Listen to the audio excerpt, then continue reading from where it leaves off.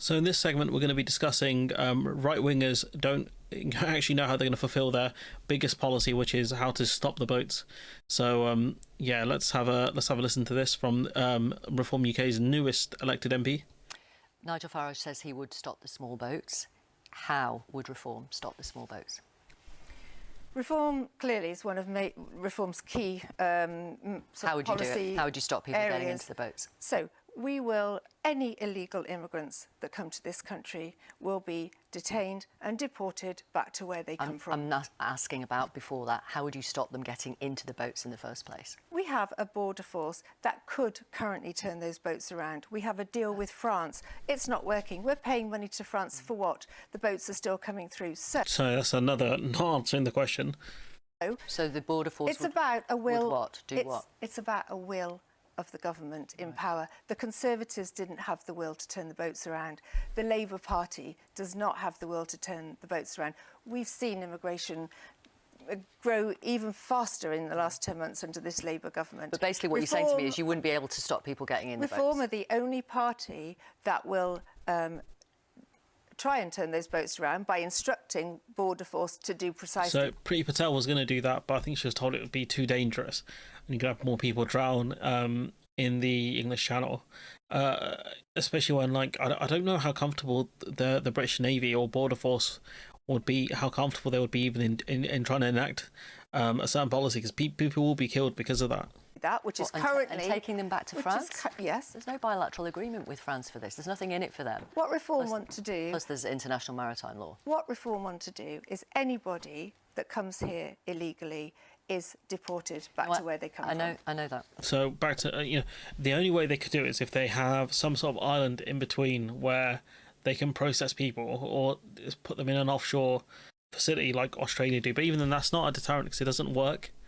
As in, like, it doesn't deter people, otherwise the facilities would be empty. So they can't argue what their main policies are. And this from Rupert Lowe, who isn't part of Reform, but can't answer the question either. You told the Daily Mail in March that you would put illegal immigrants and asylum seekers in, quote, a tented camp with a minimum amount of food. There are islands off the Scottish and English coasts where they can be detained. Put them there and let the midges do the rest. Do you mean that? I did say that. Which islands? I stand by my opinion, Victoria, which is that people who arrive here illegally should be detained and deported. So which islands? Shetland, hang on, Skye? They should be deported. People living here illegally should be detained and deported. I've said that people living here who had knowledge of their husband or one of their relations raping white English girls, working class English girls, they should. So specifically them. So I'm not even going to comment further on that one because like, it's clear what he's trying to do. He's trying to run on the Asian grooming gang stuff. But again, what if you're an English person who knows about this stuff? Should you be arrested as well? Because there's a lot of those. Should be deported. I have not said that people living here legally should be deported, but I've also said that foreign criminals in our prisons should be deported, and I stand by all that. Of course. What I'm asking you about is this.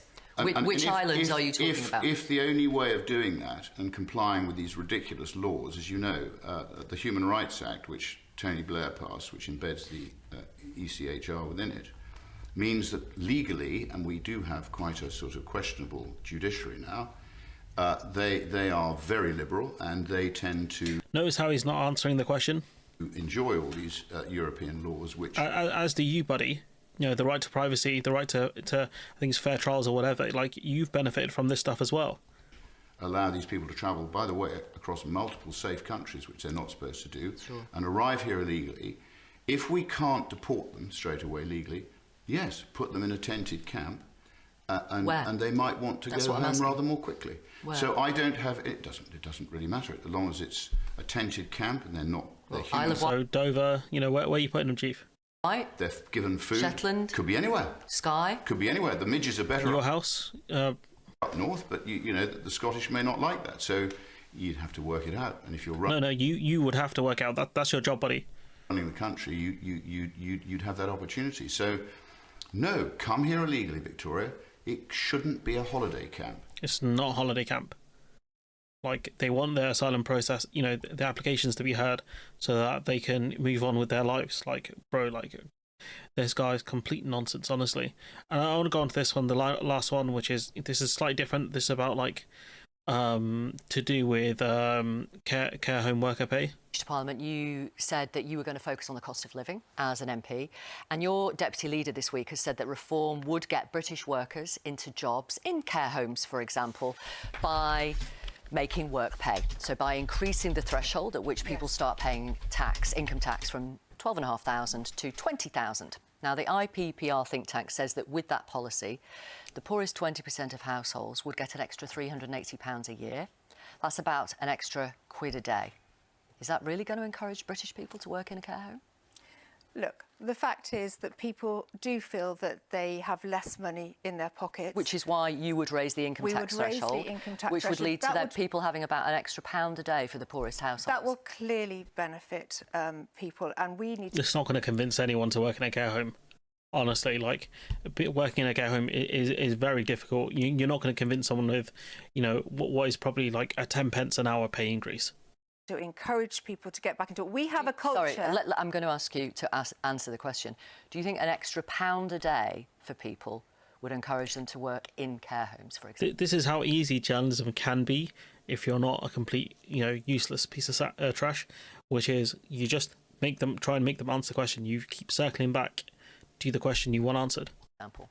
People need to lose this culture. We need to lose this culture in this country that it is too easy not to work. Right. And do you think an extra £1 a day would encourage them to work in a care home? I think raising the income tax threshold to £20,000 is a really key part of our manifesto. I think it will have an impact, and I think we need to move to a culture where people are going out to work and not looking at the benefit system as a way of living your life normally. And there's no choice about whether you go out to work or not. You should be going out to work. Reform says they will make work pay. Is that making work pay? Really? Going out to work, I know from 20 years as a She's waffling. magistrate and seeing every type of person in front of me come before me, that what people need to lead fulfilled lives is a job and somewhere to live. Okay. Well, there's lots of rich people who just live off shares, so that's not really true, is it? I mean, Jeff Bezos seems to be doing okay. I don't think he really works anymore. So a job is part of that. Anything that encourages people back into work and gets away from the culture, the benefit culture that we now find ourselves in, is a good policy. So yeah, like I said, they don't really have answers for any of this stuff. These are their two key policies as well, raising the income tax threshold and stopping the small boats. There's no answers on anything here, really. But anyways, I'm going to leave it there. Let me know what you think in the comments below. Like, comment, share, subscribe. Support the channel on Patreon if you can, and hopefully I'll see you in the next one.